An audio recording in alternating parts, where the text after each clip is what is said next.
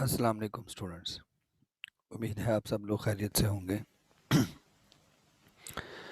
Students, आज के अपने लेक्चर में हम लोग चैप्टर नंबर 4 स्टार्ट करेंगे, that is completing the accounting cycle. Accounting cycle को हम लोगों ने कंप्लीट कर देना है इस चैप्टर में। अभी तक हम लोगों ने जो अकाउंटिंग प्रोसेस डिस्कस किया, हमने अकाउंटिंग के जितने भी ट्रीटमेंट्स डिस्कस किए, समझे, देखे, उनमें जो वेरी फर्स्ट चैप्टर था हमारा, जो वेरी फर्स्ट टॉपिक था हमारा, उसमें हमने ये देखा कि अकाउंटिंग इटसेल्फ है क्या, व्हाट इज़ अकाउंटिंग। उसमें डिटेल में हम लोगों ने अकाउंटिंग का इंट्रोडक्शन देखा, उसके बाद अकाउंटिंग इक्वेशन को देखा। सेकंड चैप्टर में हम लोगों ने डिटेल में रिकॉर्डिंग प्रोसेस को देखा कि बिजनेस ट्रांजैक्शंस को किस तरह से रिकॉर्ड किया जाता है। और थर्ड चैप्टर में हम लोगों ने एडजस्टिंग द अकाउंट्स को देखा कि एक दफ़ा जब हम लोग ट्रांजैक्शंस को रिकॉर्ड कर लेते हैं, उनको क्लासिफाई कर लेते हैं, उनके जब अकाउंट्स लेजर्स बना लेते हैं, तो वो जो अकाउंट्स इन्फॉर्मेशन शो कर रहे होते हैं, उसको एक लिस्ट की सूरत में डेबिट और क्रेडिट बैलेंसेस को हम लोग जब इकट्ठा करके एक पेज पे ट्रायल बैलेंस बना लेते हैं, तो फिर हम लोगों ने एनालिसिस करना होता है तमाम अकाउंट्स का कि क्या किसी अकाउंट में अमेंडमेंट करने वाली, चेंजेस करने वाली तो नहीं रह गई, क्या कोई item during accounting period unrecorded तो नहीं है, कोई ट्रांजैक्शन ज़्यादा रिकॉर्ड तो नहीं हो गई, कोई ट्रांजैक्शन कम रिकॉर्ड तो नहीं है। तो अकाउंट्स का जब हम लोग एनालिसिस कर लेते हैं, ट्रायल बैलेंस में जितने भी अकाउंट्स हमें शो हो रहे होते हैं, तमाम अकाउंट्स का एनालिसिस करने के बाद हम लोग क्या करते हैं, आइडेंटिफाई करते हैं उन अकाउंट्स को जिनमें हमें चेंजेस करना होती हैं, जिनमें अभी रिकॉर्डिंग करना बाकी होती है। तो इस सारे प्रोसेस को देखने के लिए हम लोगों ने chapter number 3 adjusting the accounts उसको डिस्कस किया। उसमें मैंने आप लोगों को प्रैक्टिस करवाई कि हम लोग एडजस्टमेंट्स क्यों करते हैं, और एडजस्टिंग एंट्रीज की टाइप्स को देखा। एडजस्टिंग एंट्रीज को हम लोगों ने पास करके और अपडेटेड एडजस्टेड ट्रायल बैलेंस बनाना सीखा। ठीक है बेटा। अब एडजस्टेड ट्रायल बैलेंस जब मैंने आप लोगों को बनाना सिखाया, तो उसमें मैंने आप लोगों को दो तरीके इस्तेमाल करवाए थे। पहला तरीका तो ये था कि जितने भी हमारे प्रीवियस ऑलरेडी जो ट्रायल बैलेंस हमने बनाया है एडजस्टमेंट करने से पहले, उस ट्रायल बैलेंस में जितने भी अकाउंट्स हमें नज़र आते हैं, हम उन तमाम अकाउंट्स को लेजर में ओपन कर लेते हैं, और जो ट्रायल बैलेंस में हमें बैलेंसेस गिवन होते हैं अकाउंट्स के, उन अकाउंट्स के बैलेंसेस को अपने उनके मुतल्लिका अकाउंट्स में बैलेंस को ब्रॉट डाउन कर लेते हैं। उसके बाद फिर बेटा हम लोग एडजस्टिंग एंट्रीज पास करते हैं। एडजस्टिंग एंट्रीज को पास करने के बाद उन एडजस्टिंग एंट्रीज को पोस्ट करते हैं लेजर अकाउंट्स में। जो अकाउंट्स ऑलरेडी हमारे पास अवेलेबल थे प्रीवियस ट्रायल बैलेंस में, उनकी पोस्टिंग उन्हीं अकाउंट्स में हो जाएगी। जो अकाउंट्स हमारे पास अवेलेबल नहीं थे, उनके लिए हमने नए अकाउंट्स ओपन किए और उन नए अकाउंट्स में हम लोगों ने पोस्टिंग कर दी। पोस्टिंग करने के बाद जो हमारे पास अपडेटेड बैलेंस आए थे अकाउंट्स के, उन अकाउंट्स के तमाम लेजर अकाउंट्स के अपडेटेड बैलेंस उठाए, और उनको उठाने के बाद दोबारा से हम लोगों ने ट्रायल बैलेंस प्रिपेयर किया। उसका नाम हमने रखा एडजस्टेड ट्रायल बैलेंस। ठीक है। और उस एडजस्टेड ट्रायल बैलेंस की मदद से हम लोगों ने फिर दोबारा जितनी भी फाइनेंशियल स्टेटमेंट्स बनानी है, वो उसी एडजस्टेड ट्रायल बैलेंस की मदद से बनानी है, जिसमें हमारी इनकम स्टेटमेंट आ जाती है, ऑनर्स इक्विटी स्टेटमेंट आ जाती है, बैलेंस शीट आ जाती है, cash flow and other notes to the accounts आ जाती हैं। ठीक है। अब ये तो एक मेथड था बेटा एडजस्टेड ट्रायल बैलेंस को बनाने का। उसके बाद अगर आप लोगों को लास्ट लेक्चर अगर थोड़ा सा याद हो, आप लोगों के जहन में हो कि हमने लास्ट टाइम एक और तरीके से मैंने आप लोगों को एडजस्टेड ट्रायल बैलेंस बनाना सिखाया था। बेटा ऐसा अगर हम लोग बात करें तो वो कोई एडजस्टेड ट्रायल बैलेंस को बनाने का तरीका नहीं था। क्या करते हैं हम eight the end of accounting period, जब हमारा अकाउंटिंग पीरियड एंड हो चुका होता है, जब हम लोग अपनी फाइनेंशियल स्टेटमेंट्स को बनाने की तरफ जाते हैं, तो अकाउंटेंट्स क्या करते हैं, एक पेज के ऊपर तमाम जितनी भी उनकी अकाउंटिंग की वर्किंग होती है फाइनेंशियल स्टेटमेंट्स को बनाने के लिए, वो एक ही पेज पे कर लेते हैं। ठीक है, ये जो मैंने आपको लास्ट टाइम एक ही पेज के ऊपर एडजस्टिंग एंट्रीज करके उन एडजस्टमेंट्स को ट्रांसफ़र करके और एडजस्टमेंट्स और पुराने ट्रायल बैलेंस को इकट्ठा करके मैंने आप लोगों को एडजस्टेड ट्रायल बैलेंस बनाना सिखाया था।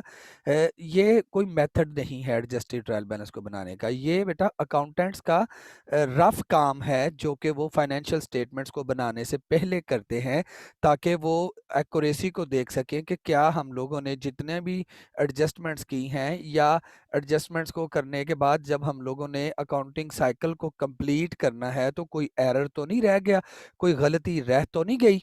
ठीक है, तो उन चीज़ों को आइडेंटिफाई करने के लिए, उन चीज़ों को देखने के लिए, उन चीज़ों को जस्टिफाई करने के लिए अकाउंटेंट्स एक रफ पेज के ऊपर सारे का सारा काम करते हैं। जैसे इसके नाम से ही ज़ाहिर है था, मैंने आप लोगों से कहा था ये वर्कशीट मेथड है, तो बेटा वो कोई मेथड नहीं था एडजस्टेड ट्रायल बैलेंस बनाने का, लेकिन मैंने आप लोगों को उस वक्त समझाने के लिए कहा था कि ये एडजस्टेड ट्रायल बैलेंस बनाने का मेथड है। हरगिज़ नहीं, वो एडजस्टेड ट्रायल बैलेंस को बनाने का मेथड नहीं था।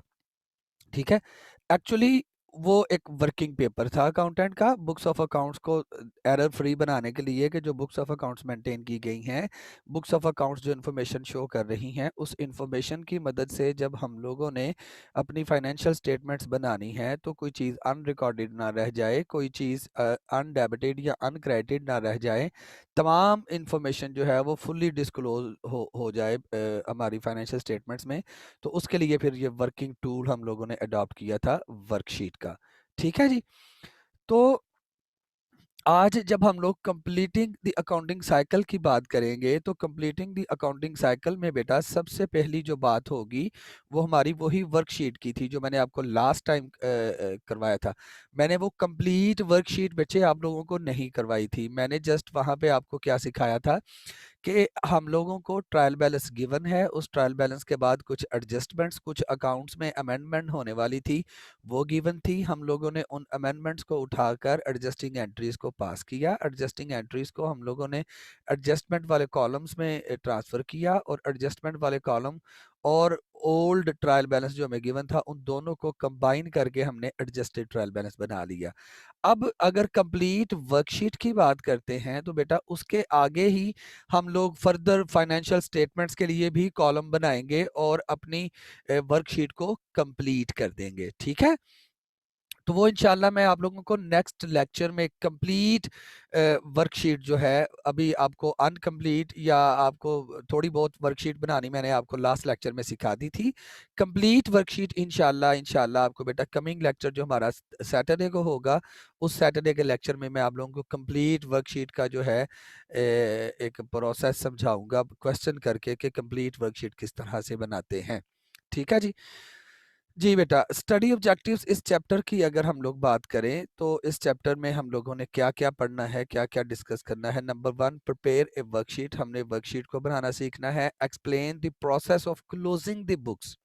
ठीक है, हम लोग अकाउंटिंग साइकिल को कंप्लीट कर रहे हैं। अकाउंटिंग साइकिल कंप्लीट कैसे होता है, आप लोगों को याद होगा कि मैंने आप लोगों को एक क्लास एक्टिविटी दी थी, उसमें मैंने क्लास एक्टिविटी में मैंने आप लोगों को से अकाउंटिंग साइकिल के बारे में पूछा था, अकाउंटिंग प्रोसेस के बारे में पूछा था। तो वो जैसे हम लोगों ने स्टार्ट में बेटा डेफिनेशन पढ़ी थी अकाउंटिंग प्रोसेस की, या अकाउंटिंग की डेफिनेशन हमने पढ़ी थी। अकाउंटिंग क्या है? identify, record and communicate results of economic activities of a business concern to interested users। ठीक है, तो बेटा ये सारे का सारा अकाउंटिंग साइकिल ही है कि पहले हम लोग इकोनॉमिक इवेंट्स को आइडेंटिफाई कर लेते हैं, आइडेंटिफाई करने के बाद रिकॉर्ड करते हैं। रिकॉर्ड की जब बात करते हैं तो रिकॉर्ड में हमारे पास स्टेजेस आ जाती हैं, उसकी रिकॉर्डिंग एक्टिविटीज़ में हमने देखा कि हम एनालिसिस करते हैं, एनालिसिस करने के बाद मतलब डेबिट और क्रेडिट्स को आइडेंटिफाई करते हैं, फिर उनको जर्नलाइज करते हैं, जर्नलाइज करने के बाद फिर उनको उनकी पोस्टिंग की जाती है, और पोस्टिंग करने के बाद हम लोग ट्रायल बैलेंस एक लिस्ट ऑफ अकाउंट्स अपने पास प्रिपेयर कर लेते हैं। और वो जो लिस्ट हमारे पास आती है उसकी मदद से फिर हम लोगों ने बिजनेस के रिजल्ट्स फाइंड आउट करने हैं और उन रिजल्ट्स को हमने क्या कर देना है, कम्युनिकेट कर देना है। तो यहाँ पे बेटा हम लोग वो रिजल्ट्स बनाने तक का काम करेंगे कि जब रिजल्ट्स बनाने हैं तो दरमियान में बहुत सी एक्टिविटीज़ ऐसी आएंगी जिनको हम लोग कंसिडर किए बगैर बिजनेस के रिजल्ट्स जो हैं उनकी तरफ नहीं जा सकते। ठीक है। अब देखिएगा बेटा, जब हम लोगों ने अकाउंटिंग साइकिल की कंप्लीशन की बात कर दी है तो उसमें जो टॉपिक्स हैं बेसिकली वो 4 टॉपिक हैं: वर्कशीट का इस्तेमाल, और closing the books, summary of accounting cycle, और क्लासिफाइड बैलेंस शीट। ठीक है। तो ये वर्कशीट, थोड़ा सा मैंने इसका काम आप लोगों को करवा दिया था, लेकिन रिमेनिंग जो पोर्शन है वर्कशीट का, ये जो नेक्स्ट टॉपिक है हमारा क्लोजिंग द बुक्स, उसके बगैर हम लोग वर्कशीट कंप्लीट नहीं समझ सकते। रट्टा तो लगा सकते हैं लेकिन कॉन्सेप्चुअली हम उसको अंडरस्टैंड नहीं कर सकते। तो पहले हम लोग क्लोजिंग द बुक्स को देखेंगे कि क्लोजिंग द बुक्स से क्या मुराद है। ठीक है बेटा। At the end of accounting period, the company makes accounts ready for the next period। जब आपका अकाउंटिंग पीरियड, जब आपका फिजिकल पीरियड, जिस फिजिकल पीरियड के लिए आपने बिजनेस, मतलब फिजिकल पीरियड हमने कहा था वो पीरियड होता है जिस पीरियड के लिए आपका बिजनेस फाइनेंशियल स्टेटमेंट्स या एनुअल रिपोर्ट्स या एनुअल रिजल्ट्स या अपने बिजनेस के रिजल्ट्स प्रिपेयर करता है। उस पीरियड को हम लोग अकाउंटिंग पीरियड का नाम देते हैं ना। अकाउंटिंग पीरियड अजम्पशन में भी हमने यही पढ़ा था। ठीक है। तो जब हम लोग साल के एंड पे अकाउंट्स को रेडी करते हैं नेक्स्ट पीरियड में यूज़ करने के लिए कि भाई कौन से अकाउंट्स नेक्स्ट पीरियड में हम लोगों ने यूज़ करने हैं, तो वो जो प्रोसेस है हमारा अकाउंट्स को प्रिपेयर करने का नेक्स्ट पीरियड के लिए, उसको हम लोग कहते हैं क्लोजिंग दी बुक्स। अब बेटा जब अकाउंट्स हम लोगों ने नेक्स्ट पीरियड के लिए रेडी करने हैं तो अकाउंट्स हमारे पास दो तरह के होंगे। टोटल बिजनेस के जो अकाउंट्स बिजनेस में एग्जिस्ट करते हैं वो दो तरह के अकाउंट्स होते हैं: टेम्परेरी अकाउंट्स और परमानेंट अकाउंट्स। ठीक है। अब टेम्परेरी अकाउंट्स कौन से होते हैं? These accounts are closed. और परमानेंट अकाउंट्स कौन से होते हैं? These accounts are not closed. इन अकाउंट्स को हम लोग क्लोज नहीं करते। मतलब नाम से ही जाहिर है बेटा, टेम्परेरी अकाउंट्स ऐसे अकाउंट्स जो कि टेम्परेरी बेसिस के ऊपर आपके बुक्स ऑफ अकाउंट्स में एग्जिस्ट करते हैं और वो नेक्स्ट पीरियड में वो ट्रांसफर नहीं होते।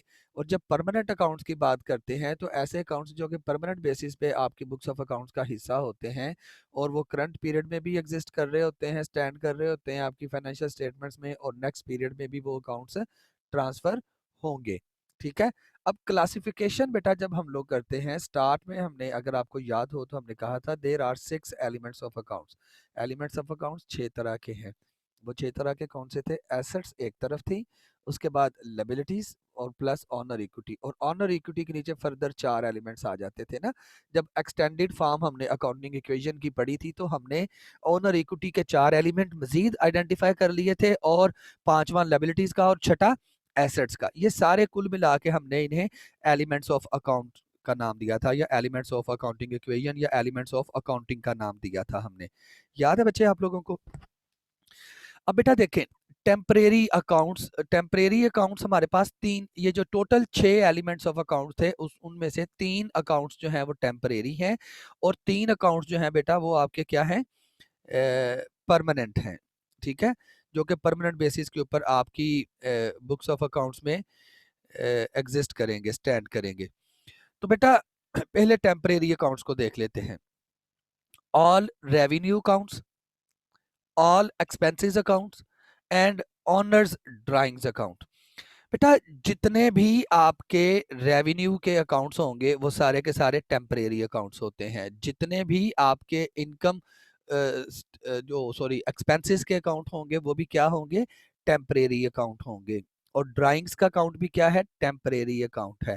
बेटा अगर आप लोगों को याद हो, एक सेकंड में ज़रा उसको देखने की कोशिश करता हूँ कि शायद मेरे पास वो फर्स्ट जो आपका लेक्चर था उसकी अगर फाइल मेरे पास पड़ी हुई है तो मैं आप लोगों के साथ वो ज़रूर शेयर करूँगा यहाँ पे।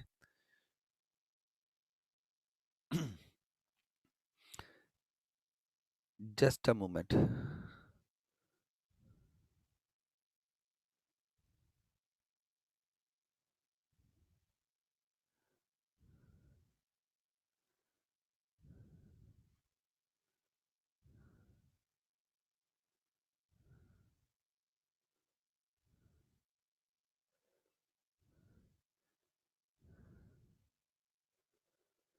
नहीं स्टूडेंट्स, वो मेरे पास वो फाइल आपकी नहीं पड़ी हुई।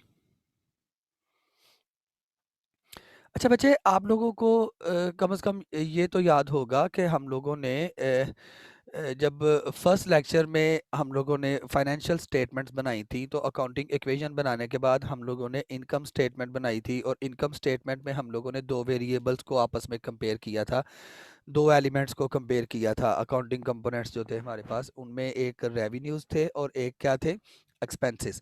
के सारे रेवेन्यूज में से एक्सपेंसेस को माइनस करने के बाद हमने बिजनेस का रिजल्ट फाइंड आउट किया था, और वो रिजल्ट कहाँ पे ट्रांसफर किया था, इक्विटी स्टेटमेंट में।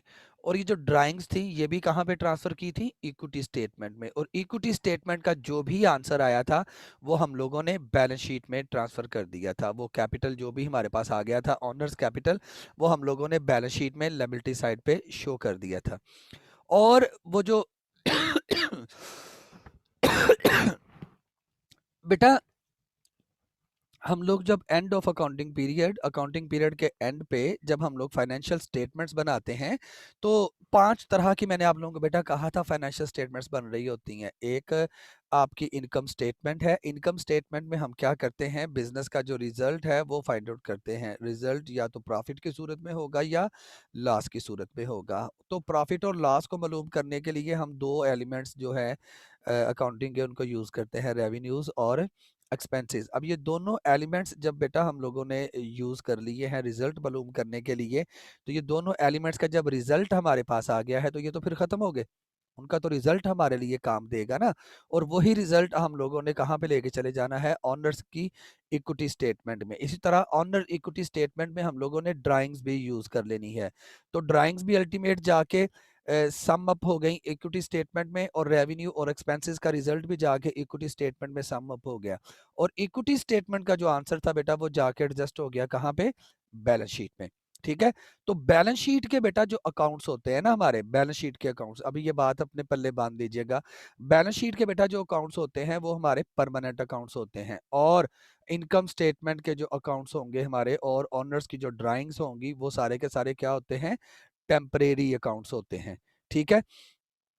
अब जब हम लोगों ने इनकी क्लोजिंग की बात करनी है बेटा, तो क्लोजिंग सिर्फ और सिर्फ इन टेम्परेरी अकाउंट्स की होती है। हमने देखा था, मैंने अभी आपको क्या बताया, कि इनकम स्टेटमेंट में रेवेन्यूज में से सारे एक्सपेंसेस को खत्म कर दिया। अब रेवेन्यू भी खत्म हो गए और एक्सपेंसेस भी खत्म हो गए, रह क्या गया, इनका रिजल्ट। वो रिजल्ट क्या था, या तो वो प्रॉफिट था या क्या था, लॉस था। और वो प्रॉफिट और लॉस हम लोगों ने कहाँ लेके चले जाना है, ऑनर्स इक्विटी स्टेटमेंट में, और उसी ऑनर इक्विटी स्टेटमेंट में ये ड्राइंग्स भी चली जाएंगी। तो हम लोगों ने बेटा जब क्लोजिंग करनी है, क्लोजिंग के लिए हमें सिर्फ ये जो हमारे टेम्परेरी अकाउंट्स हैं, जिन्हें हम लोग नॉमिनल अकाउंट्स का नाम भी देते हैं, सिर्फ ये नॉमिनल या टेम्परेरी अकाउंट्स की क्लोजिंग एंट्रीज हम लोगों ने पास करनी है। ठीक है बेटा। Closing entries formally recognize in general ledger the transfer of net income or net loss and honors drawings। ठीक है।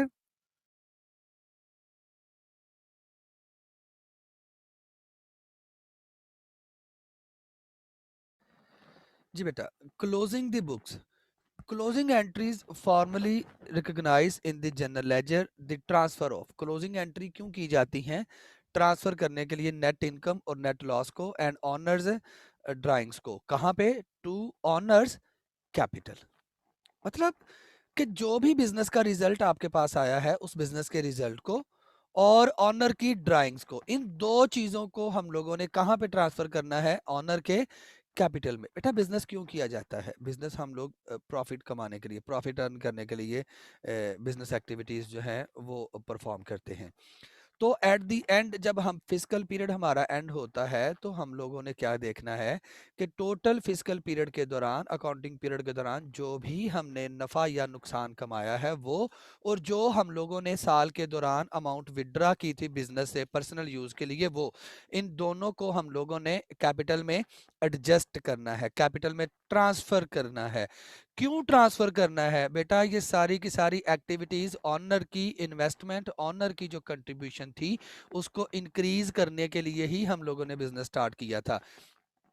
आप लोग बेटा जब बिजनेस स्टार्ट करते हो तो आपकी इंटेंशन तो यही होती है कि आज हम पैसा लगाकर अगर कारोबार कर रहे हैं तो कल को ये हमारा कारोबार वसी होगा, हमारा पैसा बढ़ेगा।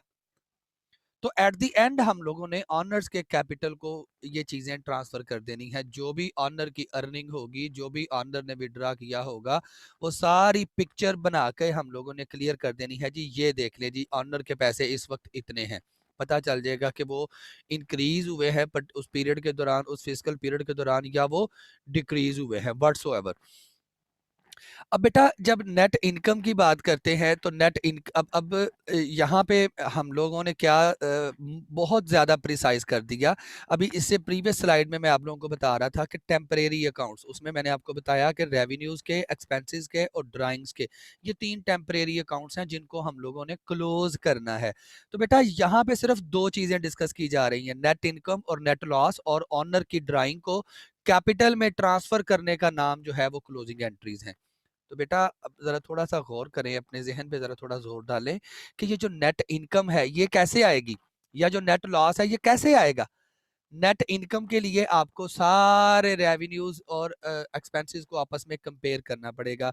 अगर आपके रेवेन्यूज ज़्यादा होते हैं और एक्सपेंसेस कम होते हैं तो नेट इनकम आती है, और अगर आपके एक्सपेंसेस ज़्यादा हो जाएं और रेवेन्यूज कम हो जाएं तो फिर आपका नेट लॉस आता है। तो अल्टीमेट यहाँ पे भी वही बात हो रही है कि भाई क्लोजिंग एंट्री से क्या मुराद है कि बिजनेस के जितने भी हम लोगों ने एक्सपेंसेस किए थे, उसको एक्सपेंसेस को करने के बाद जितना भी हम लोगों ने रेवेन्यू जनरेट किया था उन दोनों को कंपेयर करेंगे, और जो हमारा रिजल्ट आएगा बिजनेस का, प्रॉफिट और लॉस वो, और ऑनर की ड्राइंग वो, इन दोनों चीजों को हम लोगों ने ऑनर के कैपिटल में ट्रांसफर करना है। और closing entries are only at the end of account annual accounting period. Closing entries कब की जाती है? जब हम लोग अकाउंटिंग पीरियड को एंड करते हैं, और नॉर्मली सालाना बेसिस के ऊपर हम लोग जो है वो अपना अकाउंटिंग पीरियड एंड कर रहे होते हैं, और ये सालाना बेसिस के ऊपर, ईयरली बेसिस के ऊपर हम लोग क्लोजिंग एंट्रीज को परफॉर्म करते हैं। ठीक है,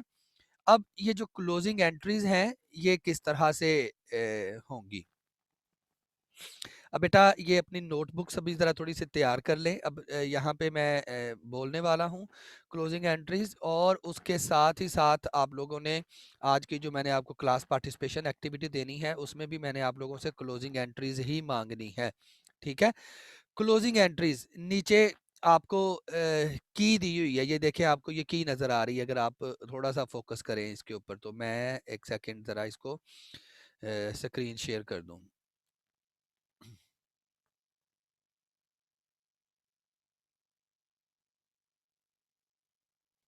ये देखे बेटा,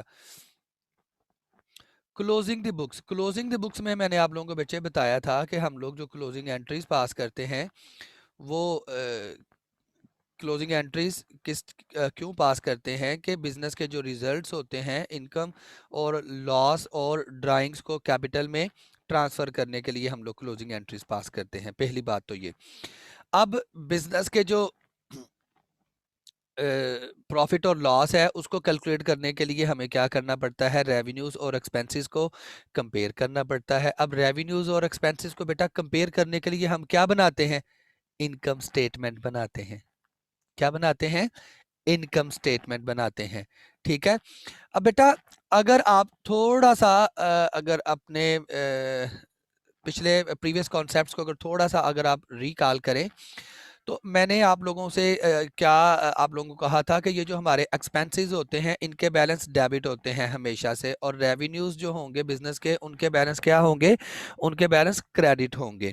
ठीक है, और बेटा देखें जब हम लोग किसी चीज़ को क्लोज करते हैं, ये अकाउंटिंग से हट के एक चीज़ आपको बता रहा हूँ कि जब हम लोग किसी भी चीज़ को क्लोज कर रहे होते हैं तो हम लोग रिवर्स प्रोसीजर को अडॉप्ट कर रहे होते हैं। सपोज कि हम लोग अगर ये इलेक्ट्रिक लाइट की बात करते हैं तो हम लोग जब बटन को नीचे करते हैं तो इलेक्ट्रिक लाइट जल जाती है। अब इसको जब बंद करना है तो उसी प्रोसेस को हमें क्या करना पड़ेगा? रिवर्स करना पड़ेगा। ठीक है, अब अगर मैं क्लास में होता तो मैंने ज़रूर आपको बटन ऊपर नीचे करके समझाना था। देखिए बेटा कि अगर बटन नीचे करते हैं और वो डेबिट पोजीशन है, सपोज कर रहे हैं ना, अगर एक बटन को नीचे करते हैं तो वो डेबिट पोजीशन में आता है, तो उसको बंद करने के लिए फिर क्या करना पड़ेगा? क्रेडिट पोजीशन में ही जाना पड़ेगा ना। बेटा जैसे ओपन एंड क्लोज एक दूसरे के ऑपोजिट हैं, बिल्कुल बेटा इसी तरह से डेबिट और क्रेडिट भी एक दूसरे के क्या होते हैं, ऑपोजिट होते हैं। ठीक है, मेरी बात जरा ध्यान से गौर से सुन लें, डेबिट और क्रेडिट एक दूसरे के क्या होते हैं, ऑपोजिट होते हैं। और हम लोगों ने प्रीवियस लेक्चर्स में बच्चे पढ़ा था कि जितने भी बिजनेस के एक्सपेंसेस होते हैं, बिजनेस में जितने भी एक्सपेंसेस एग्जिस्ट कर रहे होते हैं, उन सब का बैलेंस क्या होता है, डेबिट होता है। अब जब एक्सपेंसेस का बैलेंस डेबिट होता है, तो जब एक्सपेंसेस को क्लोज करेंगे तो वो क्या होंगे, वो क्रेडिट हो जाएंगे। अब बेटा एक्सपेंसेस सारे इकट्ठे करके हम कहां पे ट्रांसफर करते हैं, इनकम स्टेटमेंट में। इनकम निकालने के लिए, बिजनेस का रिजल्ट निकालने के लिए बिजनेस के सारे रेवेन्यूज को इकट्ठा कर लेते हैं और सारे एक्सपेंसेस को इकट्ठा कर लेते हैं। रेवेन्यूज में से एक्सपेंसेस को माइनस करते हैं तो बिजनेस का रिजल्ट आ जाता है। वो बात की बात है कि वो प्रॉफिट आता है या लॉस आता है। लेकिन ये देखें कि जितने भी एक्सपेंसेस हैं वो सारे कहां पे ट्रांसफर करने हैं, इनकम समरी में या इनकम स्टेटमेंट में। और जितने भी रेवेन्यूज हैं वो भी सारे कहां पे ट्रांसफर करने हैं, इनकम समरी में। अब क्वेश्चन इज दिस कि बेटा एक्सपेंसेस डेबिट होते हैं, ये बात जरा प्लीज बार बार कह रहा हूं, थोड़ा ध्यान से सुन लें। एक्सपेंसेस डेबिट होते हैं जब हम लोग एक्सपेंसेस को क्लोज करते हैं, एक्सपेंसेस को ट्रांसफर कर देते हैं कहां पे, इनकम स्टेटमेंट में। अब एक्सपेंसेस तो डेबिट है, जब इनको हम लोग क्लोज कर देंगे, खत्म कर देंगे, तो ये क्या हो जाएंगे, क्रेडिट। ये क्या हो जाएंगे बेटा, क्रेडिट हो जाएंगे। और ये कहां जा रहे हैं खत्म होने के लिए, इनकम स्टेटमेंट में जा रहे हैं। इनकम स्टेटमेंट में जाके इन दोनों को कंपेयर करना है हमने, और कंपेयर करके बिजनेस का रिजल्ट मालूम करना है। तो एक्सपेंसेस इनकम स्टेटमेंट में जा रहे हैं, तो फिर अगर बेटा एक्सपेंसेस डेबिट होते हैं तो जब इनकम स्टेटमेंट में इनको भेज देंगे तो एक्सपेंसेस तो क्रेडिट कर देंगे। तो फिर डेबिट क्या करेंगे, ये एक्सपेंसेस जहां जा रहे हैं उसे हम लोग कर देंगे डेबिट। ठीक है, इनकम स्टेटमेंट में जा रहे हैं तो इनकम स्टेटमेंट डेबिट हो जाएगी, और वो जो भी एक्सपेंस होंगे, पर्टिकुलर एक्सपेंस कोई भी, वो सारे एक्सपेंसेस को हम लोग क्या कर देंगे, क्रेडिट कर देंगे। मैं ज़रा आप लोगों के साथ यहाँ पे एक इसकी एग्जांपल शेयर करता हूँ बेटा, ज़रा इसको करके सॉल्व करके आप लोगों के साथ शेयर करता हूँ, ताकि आप लोगों को थोड़ा आइडिया हो जाए कि किस तरह से हम लोगों ने काम करना है। ये देखिए बेटा, मैं आप लोगों के सामने एक जर्नल बनाने के लिए जा रहा हूँ मैं, इसको ज़रा देखिएगा आप लोग।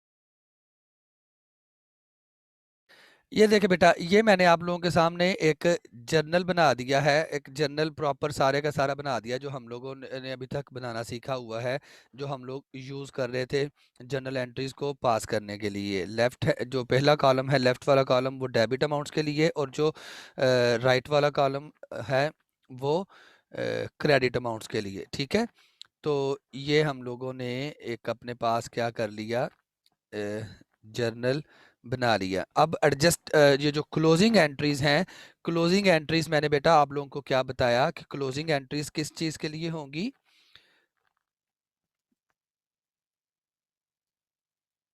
क्लोजिंग एंट्रीज चार, या आप चार नहीं कहें, आप ये कहें कि ये जो इनकम स्टेटमेंट का रिजल्ट है और ये जो आपका ड्राइंग्स हैं उसको हम लोग कैपिटल में ट्रांसफ़र करने के लिए क्लोजिंग एंट्रीज पास करते हैं। ठीक है, ये जो बिजनेस का रिजल्ट है, और दूसरे नंबर पे हम लोग बात करते हैं ड्राइंग्स की। तो बेटा अगर ये रिजल्ट की बात करें तो रिजल्ट मालूम करने के लिए हमें दो चीज़ों को फोकस करना पड़ता है, एक एक्सपेंसेस को और एक रेवेन्यूज को। ठीक है, अब नेचर हमें पता है कि ये जो नॉर्मल बैलेंस है ये क्या होते हैं, नॉर्मल बैलेंस एसेट्स, सॉरी हम लोग क्लोजिंग के लिए नॉमिनल अकाउंट्स को क्लोज करेंगे ना, एक्सपेंसेस और रेवेन्यूज। ठीक है, नॉर्मल बैलेंस बेटा अगर हम लोग बात करें तो एक्सपेंसेस और रेवेन्यूज, एक्सपेंसेस का बैलेंस डेबिट होता है और रेवेन्यूज का बैलेंस क्या होता है, क्रेडिट बैलेंस होता है। ठीक है, ये नॉर्मली हम लोगों को पता है कि बैलेंस यही होते हैं, एक्सपेंसेस का बैलेंस डेबिट होगा और रेवेन्यूज का बैलेंस क्या होगा, क्रेडिट होगा। अब ये तो नॉर्मल बैलेंस थे ना हमारे। अब जब इनको क्लोज करेंगे, जब इनकी क्लोजिंग होगी, क्लोजिंग, क्लोजिंग में जब बेटा करेंगे तो क्या करेंगे, एक्सपेंसेस को रिवर्स, ये दोनों रिवर्स हो जाएंगे, उलट। जैसे मैंने कहा बेटा ओपन एंड क्लोज एक दूसरे के ऑपोजिट है ना, बिल्कुल इसी तरह डेबिट और क्रेडिट भी एक दूसरे के क्या है, ऑपोजिट है। एक्सपेंसेस डेबिट होते हैं तो जब इनकी क्लोजिंग करेंगे तो ये क्या हो जाएंगे, क्रेडिट हो जाएंगे। और रेवेन्यूज क्रेडिट होते हैं तो जब इनकी क्लोजिंग करेंगे तो ये क्या होंगे, डेबिट हो जाएंगे। और ये क्लोजिंग होनी कहां पे है, ये क्लोजिंग होगी हमारी इनकम स्टेटमेंट में। कहां पे होगी, इनकम स्टेटमेंट में। तो मैं यहाँ पे आप लोगों को एक एंट्री करके समझाता हूं कि जब हम लोगों ने एक्सपेंसेस को बेटा क्लोज करना है, एक्सपेंसेस का नॉर्मल बैलेंस क्या होता है, डेबिट। एक्सपेंसेस का नॉर्मल बैलेंस क्या है, डेबिट है। ठीक है, जब इनको हम लोग क्लोज करेंगे तो ये क्या होंगे, ये क्रेडिट हो जाएंगे। एक्सपेंसेस क्या हो जाएंगे, क्रेडिट। और इनकी क्लोजिंग कहां पे हो रही है, इनकी क्लोजिंग हो रही है इनकम स्टेटमेंट में या इनकम समरी में। तो जहां पे इनकी क्लोजिंग हो रही है उसे डेबिट कर देंगे। तो ये बेटा एंट्री याद कर लेनी है आप लोगों ने कि जब भी हम लोगों को एक्सपेंसेस को क्लोज करना पड़ेगा, हम क्या करेंगे, इनकम समरी को डेबिट करेंगे। अब कितने से डेबिट करेंगे ये हमें नहीं पता, लेकिन ये पता है कि बिजनेस के एक्सपेंसेस कितने, जितने भी एक्सपेंसेस हैं उन सब को इकट्ठा करके तो वन बाय वन करके क्रेडिट करते जाएंगे। सपोज कर लेते हैं वो सैलरी का एक्सपेंस है तो हम लोग सैलरी एक्सपेंस को क्रेडिट कर देंगे। सैलरी एक्सपेंस था 1000 से, उसको क्रेडिट कर दिया। वो जो हमारा एक्सपेंस था that was of rent expense, वो रेंट एक्सपेंस था तो रेंट एक्सपेंस भी क्रेडिट कर दिया 1500 से। वो हमारा जो है वो इंश्योरेंस का एक्सपेंस था तो वो हम लोग क्या करेंगे, इंश्योरेंस एक्सपेंस को भी क्रेडिट कर देंगे। ठीक है, वो हमारा सप्लाईज का एक्सपेंस था, हम लोग क्या करेंगे, सप्लाईज को भी क्रेडिट कर देंगे। जो भी जो जो एक्सपेंस बिजनेस में बेटा स्टैंड कर रहा होगा वो सारे एक्सपेंसेस को इकट्ठा करेंगे और उसको क्या कर देंगे, क्रेडिट। अगर बिजनेस में कोई डेप्रिसिएशन का एक्सपेंस था तो डेप्रिसिएशन एक्सपेंस, वो जिसकी भी डेप्रिसिएशन थी वो, ये सारे फर्ज करते हैं एक्सपेंस थे जो हमारे पास स्टैंड कर रहे थे, हम इन सबको क्या कर देंगे, क्रेडिट कर देंगे। एक्सपेंसेस का नॉर्मल बैलेंस डेबिट होता है तो जब इनको हम लोग क्लोज करेंगे तो ये क्या हो जाएंगे, क्रेडिट हो जाएंगे। ठीक है, इन सब को बेटा क्रेडिट कर दिया और इन सब का अगर टोटल देखते हैं तो वो बनता है 6200। तो इनकम समरी को 6200 से डेबिट कर देंगे। ठीक है।